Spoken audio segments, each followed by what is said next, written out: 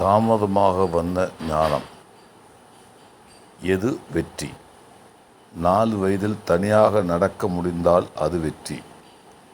8 வயதில் தனியாக வெளியே சென்று வழி தவறாமல் வீடு திரும்பினால் அது வெற்றி. 12 வயதில் நல்ல நண்பர்கள் கிடைத்தால் அது வெற்றி. 18 வயதில் வாகன ஓட்டுநர் உரிமை பெற்றால் அது வெற்றி. 22 வயதில் பட்டாதாரி ஆகி பல்கலைக்கழகத்திலிருந்து வெளியேறினால் அது வெற்றி.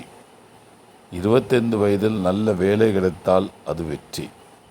30 வயதில் தனக்கென குடும்பத்தை அமைத்து கொள்ள முடியுமானால் அது வெற்றி. 35 வயதில் போதுமான அளவு சம்பாதிக்க முடியுமானால் அது வெற்றி.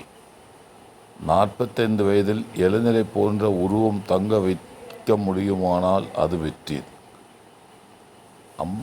50 வயதில் பிள்ளைகளுக்கு நல்ல கல்வி அளிக்க முடியுமானால் அது வெற்றி.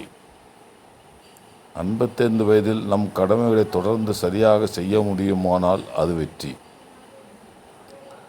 60 வயதில் ஓய்வு பெற வேண்டியவர் என நிராகரிக்கப்படாமல் செயலாற்ற முடியுமானால் அது வெற்றி. 65 வயதில் நோயில்லாமல் வாழ முடியுமானால் அது வெற்றி.